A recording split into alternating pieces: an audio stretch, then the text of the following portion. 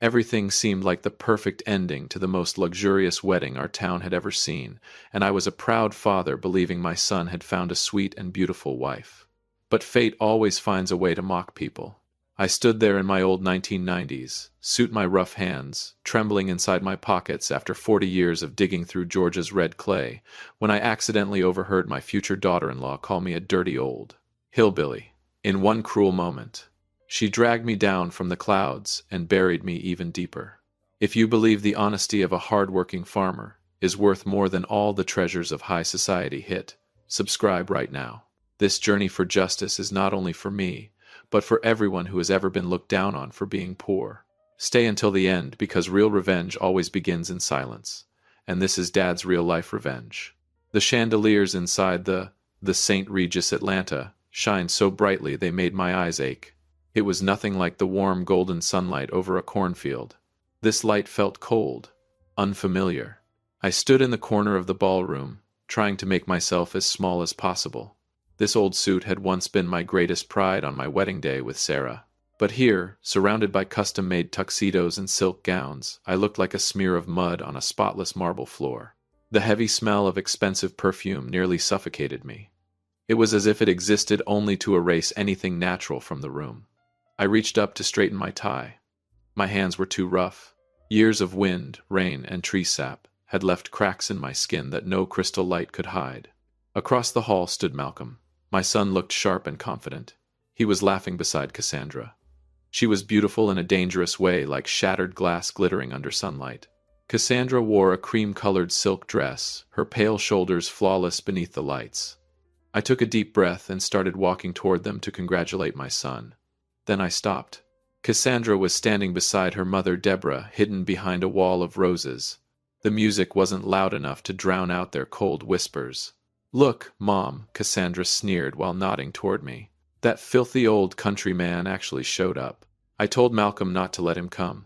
Deborah laughed softly, a dry metallic sound. "Relax, sweetheart. We still need him to sign the farm papers. Just tolerate him a little longer. And don't let him touch the tablecloths.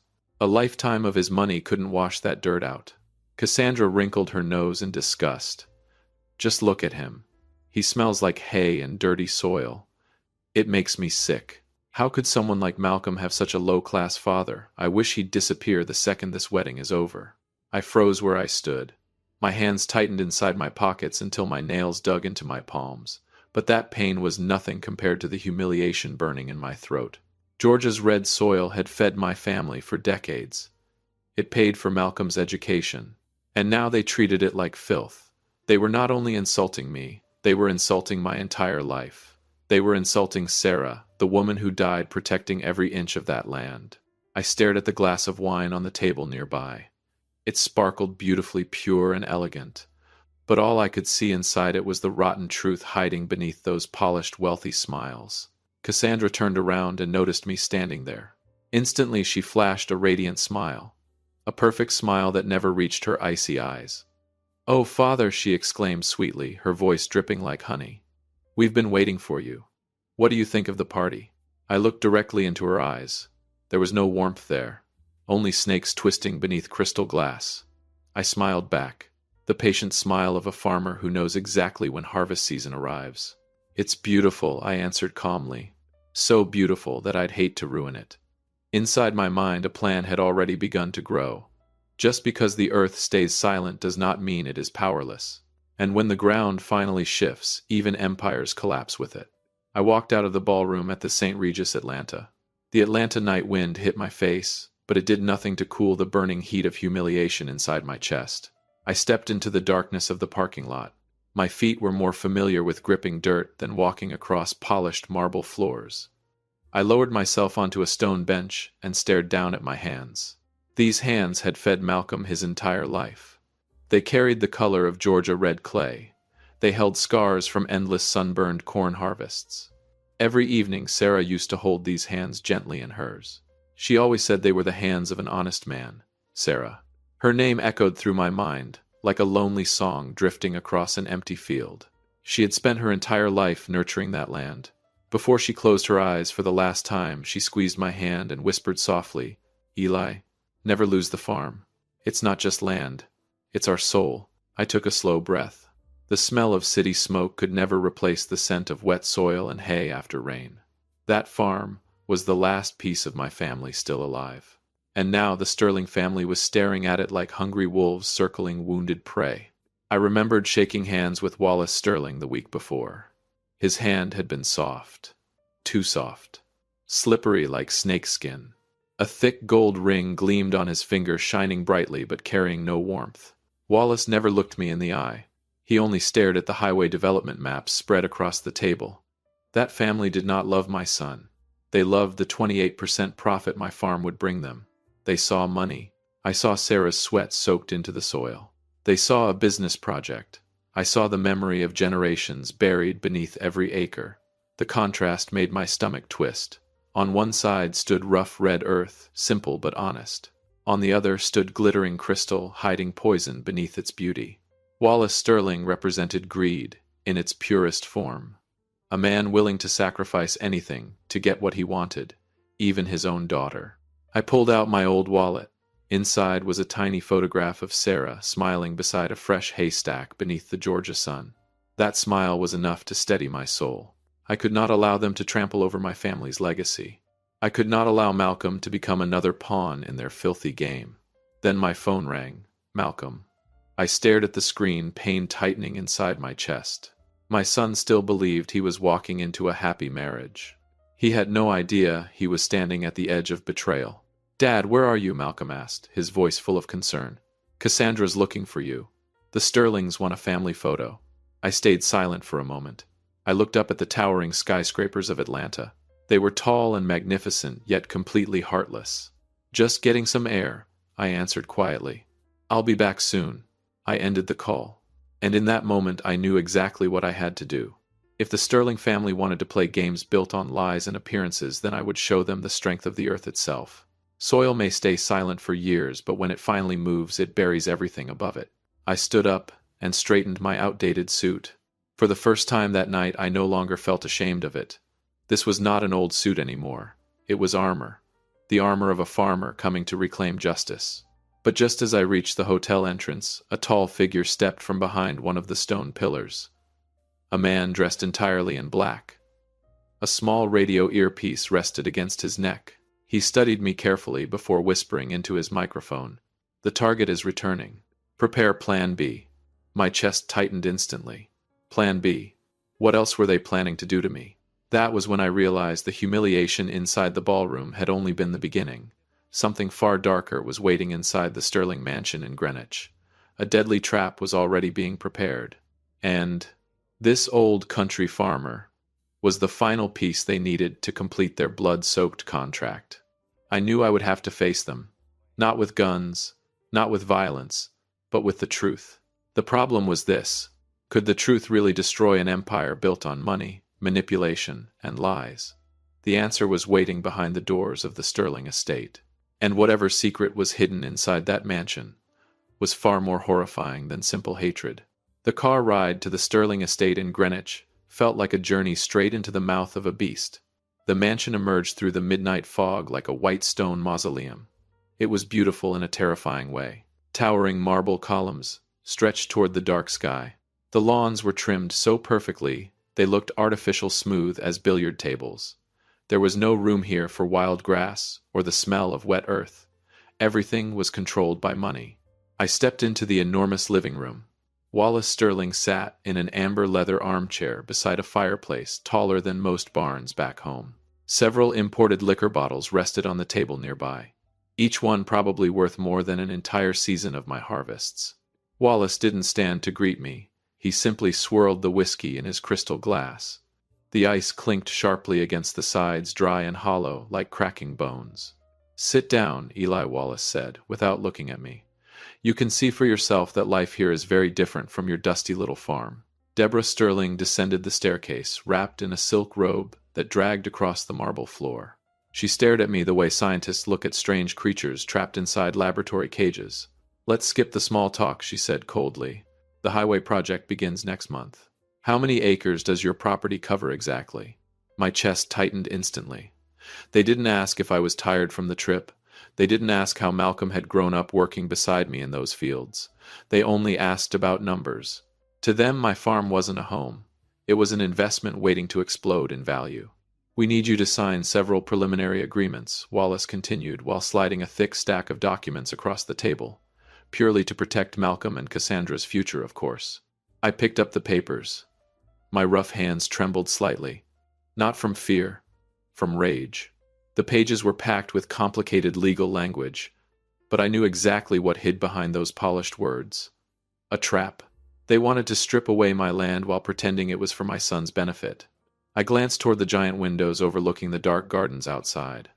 For a moment I could almost hear Sarah's voice again.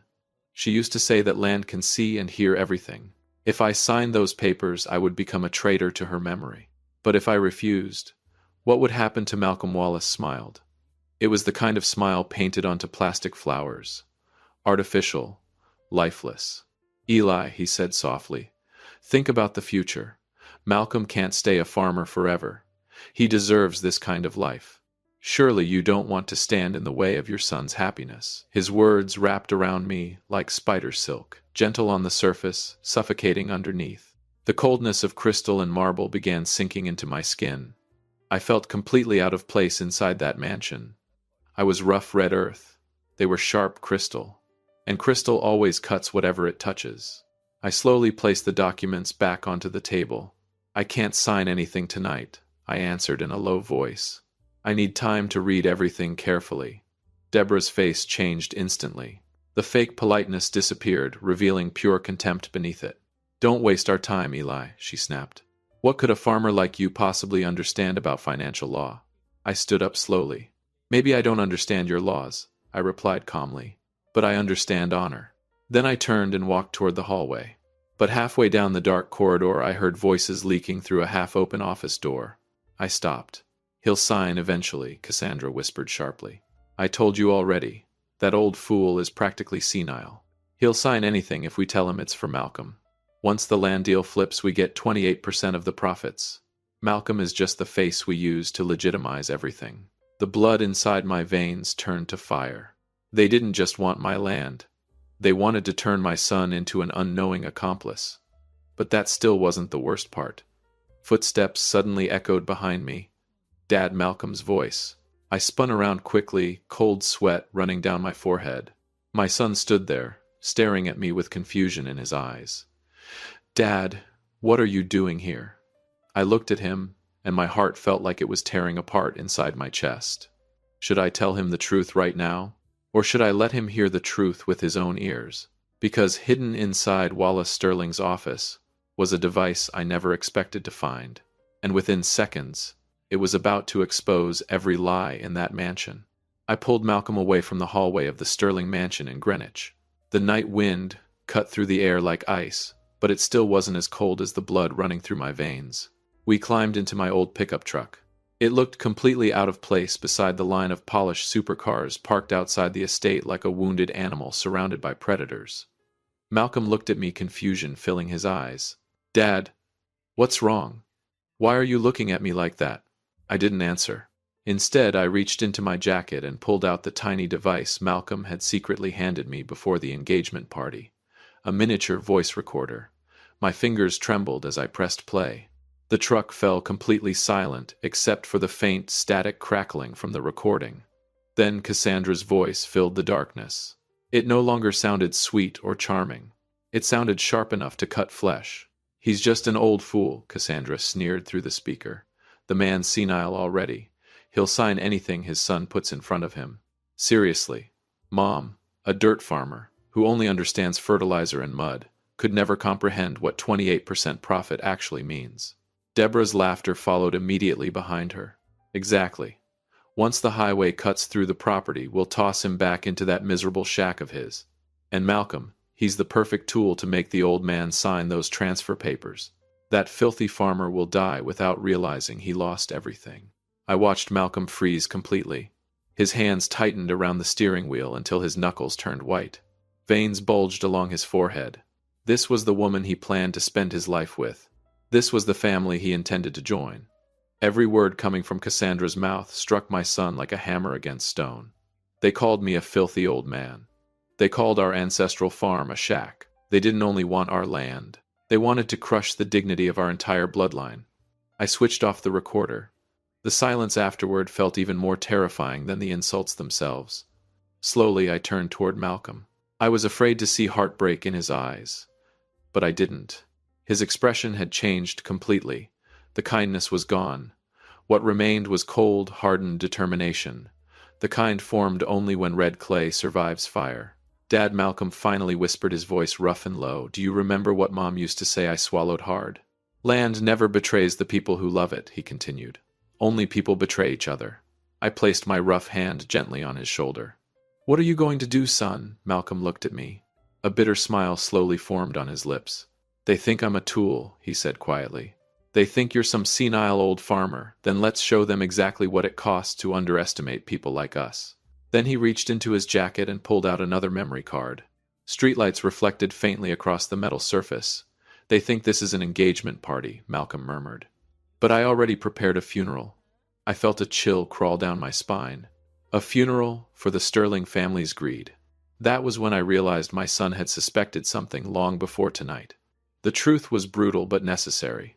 The difference between our rough honesty and their polished lies had finally reached its breaking point.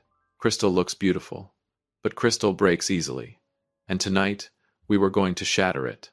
But just as Malcolm reached for the ignition key, a shadow suddenly appeared beside the truck window. Knock, knock, knock. Both of us jumped. It was Tyrone, Malcolm's closest friend, and one of the best digital audio engineers in Atlanta. His face was pale as death. Malcolm, Tyrone said urgently after climbing into the back seat, we've got a serious problem. My stomach tightened instantly. What happened? Malcolm demanded. Tyrone looked directly at me. They weren't only trying to steal the land, he said. They installed tracking spyware on your father's phone. They already know we listened to the recording. My heartbeat exploded inside my chest. That meant they knew. They knew we had discovered the truth. This was no longer a secret war hiding behind smiles and champagne glasses. Now we were being hunted. And the hunt had already begun on our own land. Silence swallowed the cramped interior of the pickup truck. Tyrone was drenched in sweat, his fingers flying across the tablet screen. Blue light reflected across Malcolm's sharp features. My son wasn't afraid. He sat there as still as the earth before a thunderstorm. And somehow that silence was more terrifying than rage. Don't worry, Dad, Malcolm whispered, his voice low and solid like wood striking stone. I won't let them do this to us. Then he turned toward Tyrone. Is it time for Ghost Protocol? Tyrone nodded immediately. The Sterling surveillance network is compromised already, he said. I injected malware into Wallace's private servers 2 hours ago. Right now they think we're panicking. But every conversation happening inside that mansion is being mirrored directly into my backup system. I stared at my son in disbelief. Pride and heartbreak twisted together inside my chest. The boy who grew up walking barefoot through cornfields was now preparing for war against snakes in tailored suits. Malcolm grabbed my rough hand firmly. His grip was warm, steady, unshakable. They think we're beneath them, he said quietly, while staring toward the glowing crystal lights of the Sterling mansion behind us. They think red dirt exists, only to be stepped on. But they forgot something. His eyes darkened. The earth can be patient, but the earth is also where lies get buried. Then he looked at me directly. I've known about Cassandra's scheme for 2 years, Dad. My breath caught. 2 years, he nodded slowly. She approached me first at the Agricultural Expo. Think about it. Why would the daughter of a billionaire suddenly become obsessed with a farm engineer? It never made sense. That's when I planted listening devices inside Wallace Sterling's offices. I stared at him in shock. All this time, I waited, Malcolm said coldly. I waited until their greed became too large to hide. The difference between our worlds had never been clearer. The Sterlings lived inside glass palaces filled with luxury and decay. We lived covered in mud. But our honor remained cleaner than morning dew. Tyrone's the real genius, Malcolm continued. He helped me collect evidence, proving Wallace bribed state officials to reroute the highway through our land. They're not just stealing farms, Dad. They're running an entire criminal empire. The pickup engine roared to life. Malcolm shifted gears. The truck tore through the dark roads of Greenwich, leaving behind the artificial glow of the Sterling estate. We weren't running away. We were preparing for judgment. Then Malcolm's voice lowered again. But there's something else you need to know. His expression turned deadly serious. Grandfather's original charter contains a clause Wallace Sterling never discovered. I frowned. What clause? Malcolm looked straight ahead at the empty road. The Sterling Corporation was founded with 18% ownership belonging to our bloodline. My entire body went numb. 18%, that number was enormous. Malcolm nodded once. They planned to use this marriage to erase the evidence forever. That's why they pushed everything so quickly. He tightened his grip on the steering wheel. We only have 3 days left. 3 days. 3 days to turn a multi-million-dollar wedding into a courtroom. The pickup finally rolled to a stop outside our old farmhouse in Georgia. Beneath the moonlight, the red field stretched endlessly into darkness like a sleeping giant. I could feel the land breathing, waiting, watching, preparing to rise again. But the moment we stepped inside the house, my blood turned cold. The front door had been forced open. Splintered wood lay scattered across the floor, and, sitting neatly on Sarah's dining table, was a crimson envelope. Malcolm grabbed it first. Inside wasn't a wedding invitation. It was a hidden photograph of me standing alone beside Sarah's grave. Attached beneath it was a handwritten message in purple ink. The earth can bury the living too, Eli. Don't let the wedding become a funeral. My heartbeat slammed violently against my ribs. They had made the first move, and suddenly this was no longer about land. It was about survival. Malcolm's hands slowly crumpled the photograph. When I looked into my son's eyes again, I no longer saw heartbreak. I saw fire. Dawn over the farm carried no birdsong that morning. Only silence. The kind of silence that makes your skin crawl. I stood in front of Sarah's grave while cold wind moved through the old oak trees like the breathing of the earth itself. My fingers brushed against the freezing stone of her headstone. Fresh cuts covered my hands from the chaos of the previous night. Sarah, I whispered softly, they want to turn this wedding into our burial ground. But I promise you something. I lowered my head. I'll turn it into the grave of their greed instead. Footsteps approached quietly behind me. Malcolm. My son stood there dressed in a black suit, tall and unshakable, like an ancient oak tree rooted deep in Georgia soil. Inside his jacket pocket was no wedding ring, only a small storage device carrying the truth. Let's go, Dad, Malcolm said calmly. It's time to face the snakes. The multi-million-dollar wedding venue rose before us like a palace made of lies. Thousands of white roses covered every wall and pillar. Their perfume was so overwhelming it felt artificial, almost poisonous. The Sterling family stood beneath crystal chandeliers, smiling proudly like royalty. Wallace Sterling wore the most expensive suit I had ever seen. In his hand rested a stack of documents. The contract. The trap. He planned to get me drunk during the celebration and trick me into signing away everything my family had built. Crystal lights reflected inside Cassandra's cold eyes as she walked across the red carpet like a queen descending toward her throne. Her white wedding gown looked pure enough to fool heaven itself, but underneath it beat the heart of a predator. Eli Wallace called warmly while approaching me with a glass of champagne. Come, have a drink. Today's a celebration. Sign these papers, and let's officially become family. Then he handed me a gold-plated pen. The thing felt heavy with deception. I looked down at the contract. Every line of legal text twisted across the page like worms crawling through dirt. They thought I was a drunken old farmer. They thought I would surrender beneath luxury and crystal lights. I wrapped my fingers around the pen. My hands trembled slightly. Wallace smiled immediately, believing he had already won. But he didn't understand something. Those trembling hands weren't weakness. They were rage, struggling to stay contained. Then suddenly a sharp burst of static exploded through the ballroom speakers. The sound echoed across the entire venue. Tyrone had breached the system. I slowly lifted my eyes toward Malcolm. He gave me the slightest nod. A silent signal between father and son. Cassandra hurried toward me, panic flickering beneath her expensive makeup. What's happening? She asked nervously. Father, please sign the papers. I looked directly into her eyes. For the first time I saw fear. Patience, I answered quietly. Red Earth needs time to absorb the rain before anything grows. Deborah Sterling stormed forward, her expression sharp enough to cut flesh. You're embarrassing everyone, Eli, she hissed. Act like a proper father for once. Then the ceremony began. Music filled the ballroom, but it brought me no peace. Every step toward the altar felt like walking closer to an explosion waiting to happen. Wallace and Deborah believed victory was already theirs. What they didn't know was that behind the walls of white roses, Tyrone was counting down every second. The pastor began the vows. The room fell so silent you could hear people breathing. Wallace glanced toward me again and signaled one of his enormous security guards to move closer. They had prepared violence in case I refused to obey. But just as the pastor reached the final question, the giant screen behind the altar suddenly went black. The wedding photos disappeared instantly. Then glowing red words appeared across the screen. Every mask has fallen. A wave of terrified whispers swept through the crowd. Cassandra froze completely beneath the chandelier lights. Wallace exploded in fury. "Turn it off," he screamed. "Turn it off, now, too late." A familiar recording began echoing through the ballroom speakers. Cassandra's voice. Not the sweet voice of a bride, the voice of a monster. Guests stared at one another in disbelief, while the recording exposed every insult, every betrayal, every plan to steal our land and destroy our family. Cassandra's face drained of color. Her eyes locked onto mine with pure hatred. But the worst revelation had not arrived yet. At the very end of the video, the screen flickered again. Then a man appeared. An older man with tired eyes and scars across his face. The entire ballroom gasped.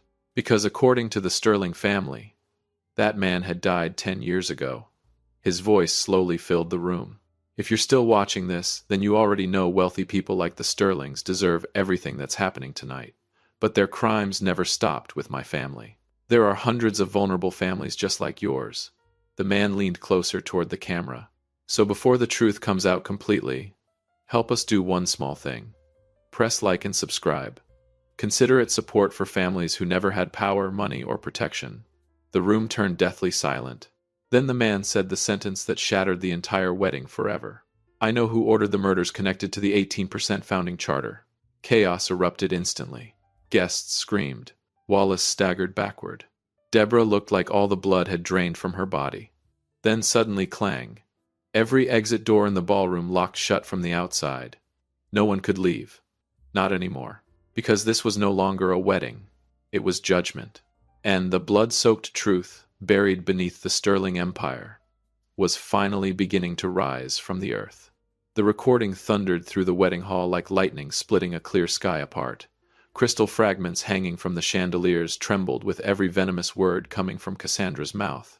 Guests began whispering in panic. The powerful faces of Atlanta society slowly lost their color. Wallace Sterling lunged toward the control booth, but the system was already sealed tight behind Tyrone's firewall. My son stepped forward. Malcolm stood alone beneath the falling white rose petals that now looked less like flowers and more like scraps of a dying illusion. He took the microphone calmly. His voice never shook. It carried the terrifying stillness of Earth moments before collapse. "Before I answer the most important question of my life," Malcolm said slowly, "there are a few memories I'd like to share with everyone here tonight." The giant screen behind the altar flickered. The romantic slideshow vanished instantly. In its place appeared grainy black and white footage from hidden surveillance cameras. Cassandra and Wallace laughing together over fraudulent land documents. Wallace signing illegal seizure orders targeting my farm. Private conversations about destroying our family after the marriage was finalized. The ballroom erupted into horrified whispers. Cassandra stared at the screen in complete disbelief. Her face turned as white as her wedding gown. Her lips trembled soundlessly. She looked at me, then at Malcolm. The arrogance was gone now. All that remained was the terror of a trapped animal finally realizing the cage door had slammed shut. Deborah Sterling hissed through clenched teeth. "Turn this garbage off right now, security," but the guards never moved. Not one step. They stood frozen like statues. Tyrone had already overridden the hotel's entire security network. The Sterling family was now trapped inside the same glass palace they once used to display their power. Then the footage changed again. A middle-aged man with silver hair appeared on screen. Gasps spread instantly across the ballroom. Thomas Wells, the chief accountant who disappeared 10 years earlier. The same man Wallace publicly accused of stealing millions before vanishing forever. Thomas looked directly into the camera. "Wallace," he said in a rough, exhausted voice, "did you really think I was dead?" The ballroom fell silent. "No," Thomas continued. "I've been waiting for this day. The day the truth about the 18% founding charter finally comes to light." He paused.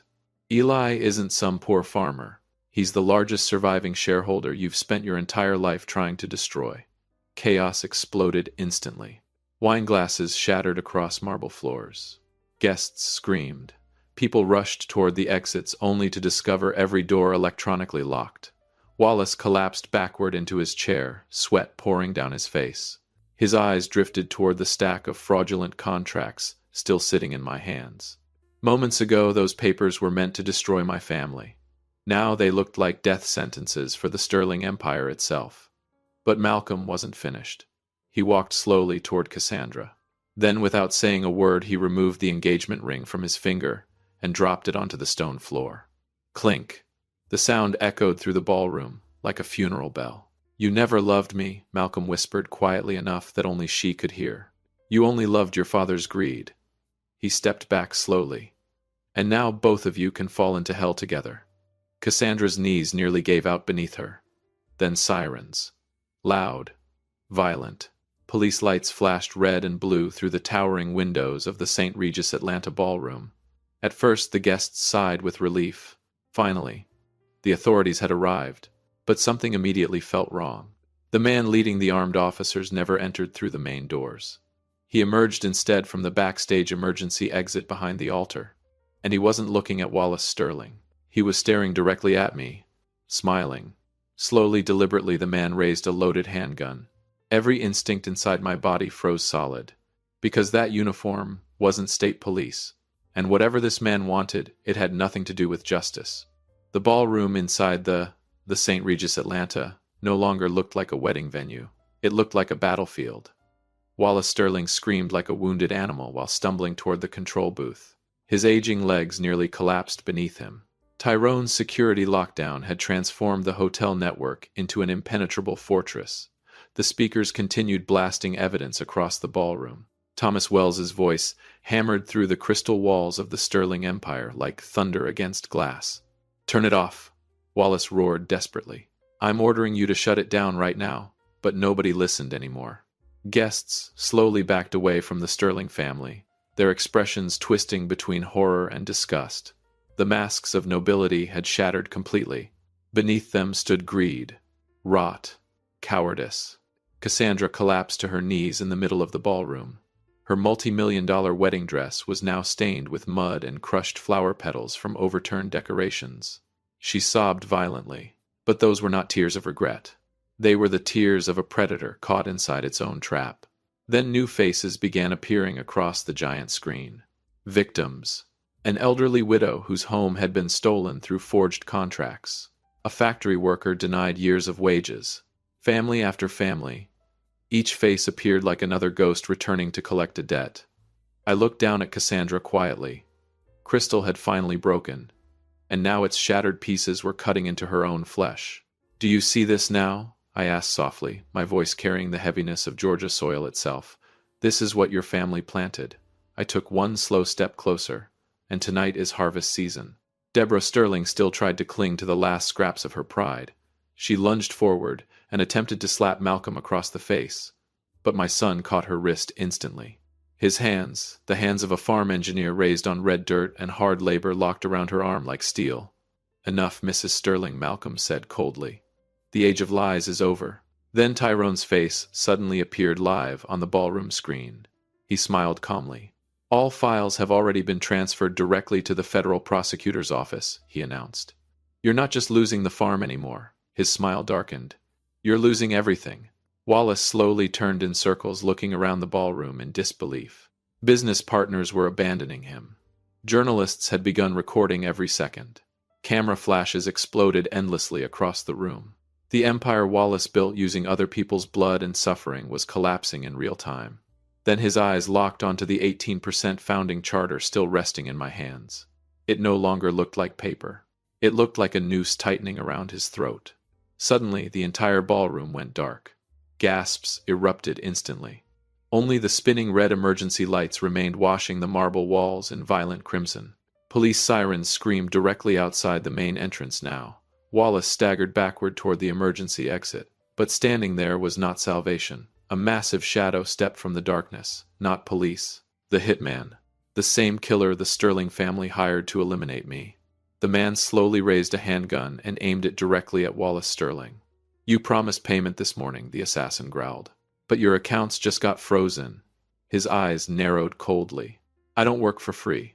The entire ballroom stopped breathing. Cassandra let out a horrifying scream. Wallace trembled violently and stumbled backward, hiding behind his own daughter. In that moment, everyone finally saw him for what he truly was. Not a king, not a titan, just a coward. Then the gun moved. Slowly, deliberately, away from Wallace, toward Malcolm. My heart stopped.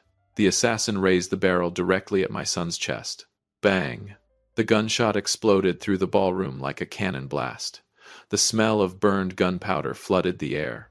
Someone collapsed onto the marble floor. White rose petals turned red instantly as blood spread across the stone like spilled wine. And for one terrible second, nobody dared to move. The gunshot tore through the grand ballroom of the St. Regis Atlanta like the sky itself had split apart. The sharp smell of gunpowder spread through the air, overpowering the artificial perfume of white roses and champagne. But the body, collapsing onto the marble floor, was not Malcolm. The assassin was tackled violently to the ground as a tactical unit burst through the ceiling access points above the ballroom. Black-clad agents rappelled down on steel cables like shadows descending from the darkness itself. The blood spreading across the marble belonged to the killer. Justice was no longer just an idea.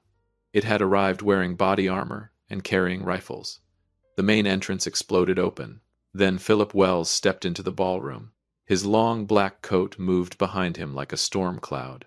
His face looked carved from granite itself. He scanned the chaos calmly before his eyes locked onto Wallace Sterling, trembling behind his own daughter. "This is no longer a family scandal," Philip Wells announced, his voice echoing across the shattered ballroom. "This is organized financial fraud, asset theft, bribery of public officials." He paused, "and conspiracy to murder witnesses." Wallace tried to speak. Nothing came out. Deborah Sterling attempted to hold on to the last fragments of her arrogance, but the moment officers approached her, she no longer looked powerful, only pathetic. Then click. The sound of steel handcuffs snapping shut echoed through the ballroom. Small, cold, final. That tiny sound marked the end of the Sterling dynasty. One by one, Wallace, Cassandra, and Deborah were dragged into custody. Cassandra screamed hysterically while fighting against the officers. Her multi-million-dollar wedding dress ripped apart as she stumbled through mud, shattered crystal, and broken rose stems scattered across the marble floor. I simply stood there, my rough hands folded together silently. I felt no joy, no satisfaction, only relief. The kind of relief the earth must feel when parasites are finally torn away from its roots. The land had waited a very long time for this harvest. Wallace Sterling received a preliminary 12-year sentence. Cassandra received 10. Deborah received 8. Together their punishments stretched into decades. And as they were escorted away beneath camera flashes and public disgust, the crystal kingdom they built collapsed into humiliation piece by piece. Crystal always looks beautiful before it breaks. Then Thomas Wells reappeared briefly on the ballroom screen. He closed the final folder in front of him and looked directly into the camera. "My part is finished now, Eli," he said quietly. The 18% founding shares finally belong to the rightful bloodline. The transmission ended. Guests slowly began leaving the ruined ballroom. The luxurious wedding venue no longer looked glamorous. It looked haunted. Malcolm walked toward me slowly. He had already removed the expensive jacket and tie. The image of high society no longer belonged to him. "Let's go home, Dad," he said softly. "The farm's waiting for us." I nodded quietly. But just as we stepped outside the hotel entrance, Philip Wells suddenly stopped me. Without a word, he handed me a sealed confidential file marked 30 years classified. His expression darkened. "There's something you need to know, Eli." My stomach tightened instantly. "Wallace Sterling wasn't only trying to steal your land," Philip continued carefully. "He covered up the truth about Sarah's death for decades." The world around me went silent. This was never an accident. Pain exploded inside my chest all over again. Sarah. Not an accident. My shaking fingers opened the file. Lines of red-marked documents blurred before my eyes. Then I saw the name. Another name. Not Wallace Sterling. Someone else. Someone I had trusted. Someone I never would have suspected in my entire life. And at that exact moment, I felt it. A presence. Watching us. I slowly lifted my eyes toward the dark parking lot outside the hotel. A shadow stood motionless beside the rows of parked cars, waiting. The real monster had not been arrested tonight. The real monster was still free. Darkness swallowed the parking lot outside the St. Regis Atlanta. I tightened my grip around the confidential file in my hands. The person responsible for Sarah's death, the man who destroyed my family's peace for 30 long years. It had never been only the Sterling family. A figure slowly stepped out from behind a black luxury sedan. Arthur, our family attorney since my grandfather's time. The man I trusted like a brother. He looked at me without guilt, without shame. His eyes carried only the cold calculation of someone who believed he had already won. Wallace Sterling was only a pawn, Arthur said calmly. His voice sounded dry as dead leaves scraping across stone. He was greedy, yes. But I was the one controlling the real founding charter. He took another step closer.